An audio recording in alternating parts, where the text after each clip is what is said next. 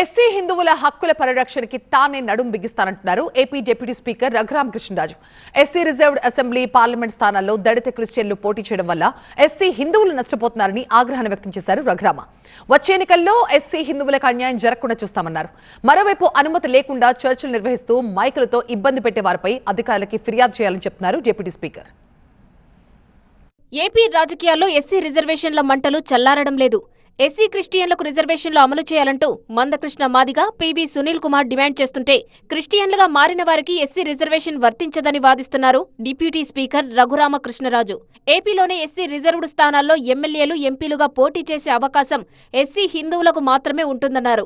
క్రిస్టియన్లుగా మారిన ఎస్సీలు ఆ స్థానాల్లో పోటీ చేయడానికి వీల్లేదన్నారు. వచ్చే ఎన్నికల్లో ఇలాంటి తప్పులు జరగకుండా చూసుకునే బాధ్యత అధికారులదేనన్నారు రఘురామ కృష్ణరాజు. దళితు క్రైస్తవుడైనా ఓపెన్ సీట్లో చేసుకోవచ్చు, కానీ ఎస్సీల కోసం రిజర్వ్ చేసిన సీట్లో దళిత క్రైస్తవుడు, దళితుడి కోసం, నిజమైన దళితుడి కోసం రిజర్వ్ చేసిన సీట్లో దళిత క్రైస్తవుడు పోటీ చేయడానికి లేదు. ఇళ్ల మధ్య అక్రమంగా చర్చీలు నిర్వహిస్తూ కొందరు పాస్టర్లు బాలికలపై అఘాయిత్యాలకు పాల్పడుతున్నారని మండిపడ్డారు రఘురామకృష్ణరాజు.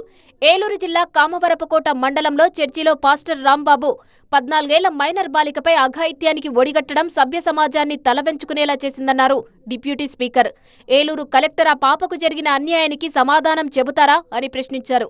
చర్చిలో ఏర్పాటు చేసే లౌడ్ స్పీకర్ల సమస్యపై ఫిర్యాదులు వచ్చాయన్నారు ఏపీ డిప్యూటీ స్పీకర్ రఘురామకృష్ణరాజు. దీనిపై ఏపీ డీజీపీతో పాటు పొల్యూషన్ కంట్రోల్ బోర్డుకు లేఖ రాశానన్నారు.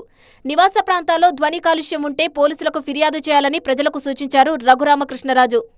ఈ ధ్వని కాలుష్యం గురించి నిర్భయంగా మీకు ఎక్కడ న్యూసెన్స్ అనిపించినా సరే చెయ్యండి. ఈలోపే ఎక్కడ అనుమతి 15 రోజులు మించి కూడా ఇవ్వడానికి లేదు. పర్మనెంట్గా మైకెట్టేసుకోరా అని చెప్పి పర్మిషన్ ఇవ్వడానికి జిల్లా ఎస్పీకి కానీ లేకపోతే డిఎస్పీకో కింద ఉన్న ఎస్ఐలకు ఎవరికి కూడా ఎటువంటి అధికారం లేదు, ఆ హక్కులు ఇవ్వలేదు. కనుక ఉన్న మైకులన్నీ తక్షణం పీకేయాలి అని కోరే హక్కు మీ ప్రజలకు ఉన్నది. ప్రజల ఫిర్యాదులను పట్టించుకోకపోతే పోరాడేందుకు తాను ఓ స్వచ్ఛంద సంస్థ నెలకొల్పుతున్నట్టు తెలిపారు రఘురామకృష్ణరాజు. మీరు కంప్లైంట్ ఇచ్చిన తర్వాత అధికారులు ఉదాసీనతగా వ్యవహరిస్తే మీరు కంప్లైంట్ ఇవ్వండి. అవసరం అనుకుంటే ఒక స్వచ్ఛంద సంస్థ నేనే ఏర్పాటు చేస్తా ప్రజాప్రతినిధిగా. ఆకివీడులో రామాలయం నిర్మాణం త్వరలోనే పూర్తి చేస్తామన్నారు డిప్యూటీ స్పీకర్.